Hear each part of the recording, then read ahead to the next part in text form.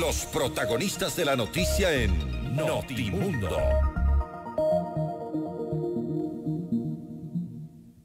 Y saludamos al doctor Inti Gronberg, CEO de Iction Limited, la empresa de la que hacíamos referencia. Muy buenas tardes, doctor. Gracias por acompañarnos en Notimundo Estelar. Buenas tardes, qué gusto estar con ustedes el día de hoy. Gracias, doctor.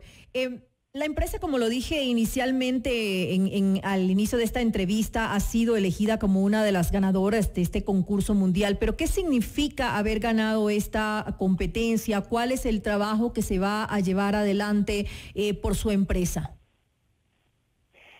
Claro que sí, muchas gracias por el espacio. Benioff Ocean Initiative es una iniciativa que nace el año pasado en Estados Unidos. Uh-huh. Está compuesta de 3 organizaciones. Está compuesta por la fundación de Mark Benioff. Mark Benioff es un visionario estadounidense que está trabajando mucho en temas filantrópicos relacionados con la protección de los océanos. La Universidad de Santa Bárbara en California y la Fundación Global de Coca-Cola. Estas 3 instituciones forman esta alianza, el Benioff Ocean Initiative, que genera una competición a nivel mundial. Es la competición más importante que se ha generado al momento para tratar de identificar proyectos en al menos 9 países que estén generando propuestas sobre cómo enfrentar la polución plástica. Uh-huh. Para poder parar el flujo de los plásticos en los ríos, puesto que de los casi ya 12 millones de toneladas de plástico que ingresan a los océanos, uh-huh, se estima que entre un 60 y un 80% vienen de los ríos. Entonces, nosotros fuimos invitados a participar el año pasado. Ha sido un trabajo de 7 meses y finalmente se anunció ya los ganadores, y la empresa Iction Limited, que es una, uh-huh, empresa británico-ecuatoriana, fue una de las ganadoras representando al Ecuador. Lo cual nos hace acreedores a fondos por más o menos $1 millón, uh-huh, que vamos a usar para implementar nuestras tecnologías en el país. Ahora, según conocemos, el trabajo se va a iniciar en Galápagos. No sé si estoy en lo correcto. ¿Qué tan afectado se ve el archipiélago con esto de los plásticos? Vamos a hacerlo por proteger Galápagos, uh-huh, pero la implementación se va a hacer en el Ecuador continental. De hecho, aquí en el país, y vamos a hacerlo en el río Puerto Viejo. ¿Cuál es la relación entre el Ecuador continental y la polución de Galápagos, sobre todo en el tema de plásticos? Es porque las corrientes oceánicas terminan acarreando todo ese plástico que sale de los ríos ecuatorianos. La corriente de Humboldt y la corriente de Panamá, ambas chocan en la línea ecuatorial y direccionan ese material hacia Galápagos.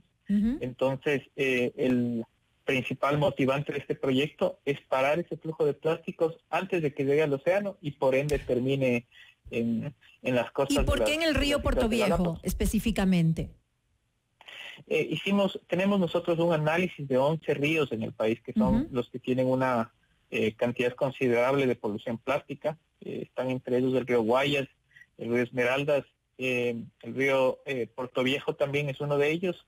Hay un agravante en el río Puerto Viejo, que es una afectación que está dando en el manglar, cerca de la desembocadura del río Puerto Viejo, lo cual nos motivó para tomarlo en cuenta. Aparte, también nuestro proyecto trata de hacer un tema de reactivación económica, uh-huh, porque vamos a trabajar con los recicladores de base, uh-huh, de la provincia, y entendiendo que Manabí sigue todavía golpeado por el terremoto del 2016, fue un factor también que sumó para la decisión de trabajar. Es decir, se cumple con un doble propósito. A la vez que se trabaja en cuidar el medio ambiente, también se da trabajo a la gente de las comunidades de esta zona. Es correcto. Nosotros creemos que incluso después de la crisis que estamos viendo al momento del coronavirus, hay que repensar cómo las empresas, los emprendimientos, cuál es su modelo de negocio y cuáles son las propuestas. Y nosotros creemos que tienen que tener una relación muy fuerte con la protección ambiental, así como también trabajo social, trabajar con las comunidades, ¿no? El repensar esta forma de una economía que a veces las empresas solo buscan un lucro de un grupo reducido. Nosotros vamos a tratar de que también la tecnología pueda servir, por ejemplo, para que los recicladores de base puedan reciclar el material. Que el proyecto busca extraer el material del río y también tecnología para reciclar ese material. Esa misma tecnología de reciclaje puede servir para estas comunidades para que reciclen esos productos y ganen mucho más recursos de lo que están ganando al momento. Ahora, ¿este proyecto cuándo iniciaría?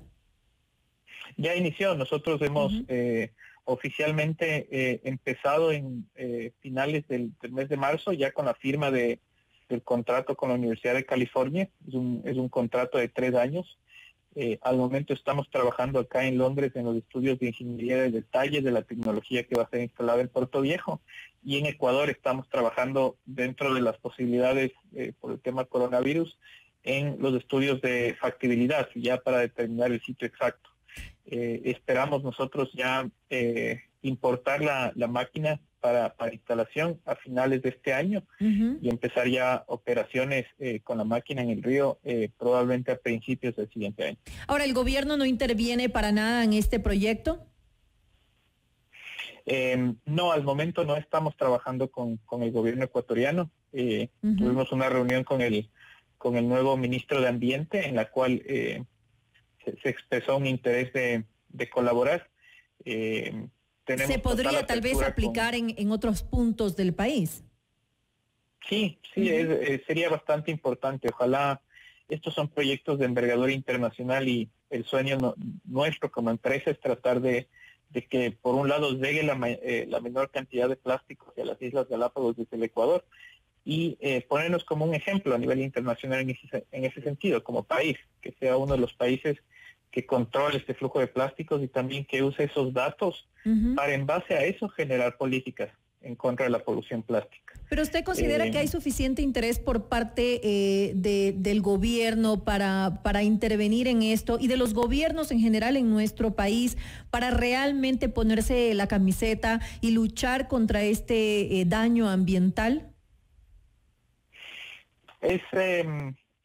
Creo que desafortunadamente no tanto como se podría tener, ¿no? Yo creo que hay no solo del actual, sino quizás también de los anteriores. Así es, por eso le dije de los gobiernos en general en nuestro país que tal vez no han demostrado ese interés por justamente como se hace en otros países, tratar de frenar un poco la contaminación ambiental, como estamos hablando en este momento, los plásticos, los daños que hacen los plásticos al ecosistema.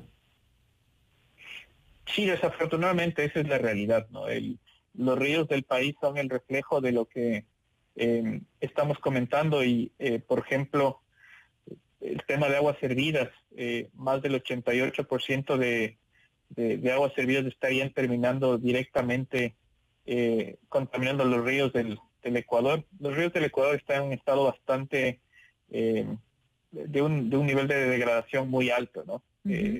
Incluso el tema de la polución plástica es un reflejo de lo que ha venido pasando, y desafortunadamente si pensamos a futuro, los 10 años que vienen como sociedad, la búsqueda va a ser para tratar de proteger al ambiente, ¿no? Se habla a nivel mundial de que si en 10 años nosotros no cambiamos esta tendencia de simplemente producir, consumir y arrojar material sin pensar en las afectaciones, el mundo va a llegar a un punto de no retorno, que probablemente la crisis que vivimos ahora con el coronavirus va a ser pequeña en comparación a lo que se viene. Entonces, en el Ecuador esto no está debatiéndose al nivel que se debería, ¿no?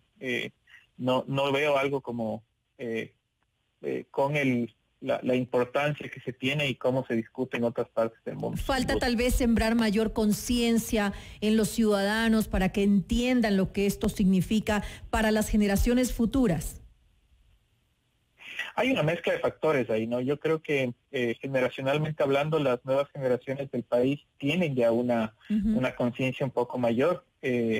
La comunidad millennial y centennial, por ejemplo, son gente que tiene más conciencia de este tema porque han nacido y crecen escuchando lo que se viene, ¿no? Y se ven también reflejados en un futuro que van a vivir en el cual se podría tener problemas de toda índole, entre ellos, por ejemplo, la falta de agua, ¿no? Entonces, ¿qué le va a pasar al Ecuador, por ejemplo, si a futuro empiezan a haber problemas de escasez de agua dulce y nosotros la tengamos, pero la tengamos totalmente contaminada? Sería como morirnos de sed enfrente de la fuente de agua, ¿no? Entonces, y hay otros problemas también que hay que pensarlos como sociedad, entre esos la inequidad. ¿Cómo le podemos pedir a las clases populares del país que se preocupen por estas cosas si no tienen un pan en la mesa? Entonces, hacia allá debería ir el debate, hacia un tema de cómo proteger al ambiente y reducir la inequidad. Eso ojalá sería el punto de debate principal del país, al menos en los siguientes 10 años. Esperemos que se tomen mayores acciones por parte de los gobiernos con respecto a esto. Es alarmante. Se dice que el 90% de toda la basura que flota en los océanos es plástico, por lo tanto es importante de alguna manera contribuir a que esto deje de pasar. Tengo que cerrar esta entrevista, pero antes de finalizar le quería consultar, ya que estamos hablando un poco del tema de coyuntura del coronavirus. Usted se había pronunciado con relación a esto con anterioridad y había dicho que esto se debería manejar con un plan de masificación de pruebas del COVID-19. Esto sería más o menos como replicar, por ejemplo, lo que se hace en Islandia, que se lo está manejando de esa forma. Sí, es correcto. Hay un debate justo que se está dando en redes al momento entre varios puntos de vista del tema de crisis, ¿no? Y uno creo que es un punto en común entre todos los académicos, es la preocupación de el número de pruebas, ¿no? Sea el tipo, hay distintos tipos de pruebas para poder determinar o diagnosticar la enfermedad o incluso el nivel de inmunidad, pero algo que hay un acuerdo en general en la academia es que no se han hecho las pruebas suficientes en el país. Hay estudios que ven el número de pruebas por cada millón de habitantes.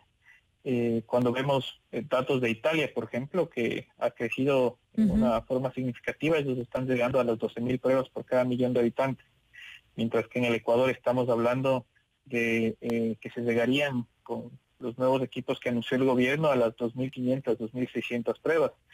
Y eso nos puede complicar a futuro, porque obviamente va a haber muchas personas que no se van a poder detectar. Sin duda, y hay desafortunadamente una falta de entendimiento de lo rápido que está avanzando este debate. Entonces, parte de ese debate a nivel internacional es del uso o no de los test de anticuerpos, los test serológicos, que no sirven para el tema de detectar o no o diagnosticar la enfermedad, sino más bien detectar la inmunidad. Lo que hacen es analizar la respuesta del cuerpo frente al virus y si desarrolló una persona inmunidad o no. Y hay muchos países que están apuntando, todavía están en etapa inicial, pero van a apuntar a tratar de usar este tipo de test para ver el nivel de contagio, de cuántas personas ya han sido contagiadas y se han recuperado y podrían tener inmunidad. Y para manejar también posteriormente, tal vez, también escuché esto que se ha considerado en algunos países, manejar unas credenciales de inmunidad del virus y eso pues obviamente les permite circular con mayor libertad que quienes no tienen este tipo de credenciales. Es corrececto. Todavía, justo ese es el debate actual que está pasando. Quizás comparado con otras crisis, ahora el país por lo menos tiende, o por investigadores empieza a hablar de estos temas, ¿no? Al mismo tiempo que se están hablando en Alemania, en el Reino Unido, y es importante revisar la tendencia y ver hacia dónde ir y tomar una decisión como país. Hay mucho debate en el tema de la precisión de estas pruebas, por ejemplo. Del nivel de procedencia. Las pruebas que han sido manufacturadas en China tuvieron problemas en el tema de su precisión para poder detectar la inmunidad de las personas o no. Entonces, es importante que exista un debate sobre este tema a nivel país y un poco perderle el miedo a la tecnología, ¿no? Porque vivimos muchas veces en un oscurantismo tecnológico, sobre todo desde el lado político, que a veces en lugar de tomar decisiones hacia un punto o ampliar el debate, lo que hacen es tratar de minimizar el tamaño del problema, ¿no? Y es importante tomar las medidas, las acciones necesarias a tiempo para justamente hacer frente a esta crítica situación. Usted hace un momento mencionaba al Reino Unido, pero Reino Unido ahora lo está haciendo en vista de que obviamente tienen un poco más de 95,000, 96,000 casos confirmados y tienen una tasa de mortalidad bastante alta, que es de más o menos el 13%. Estamos hablando de más de 12,000 personas han fallecido. A raíz de esto y viendo los números, pues le ha tocado al Reino Unido tomar este tipo de acciones, lo cual no sucedió en Alemania, que sí lo hizo con anterioridad. Es correcto, Alemania empezó mucho más temprano con la masificación de pruebas rápidas. Así es, y ahí están los resultados. Doctor, le quiero agradecer al doctor Inti Grönberg por habernos acompañado en este espacio, doctor. Gracias y esperamos tenerlo pronto nuevamente aquí junto a nosotros.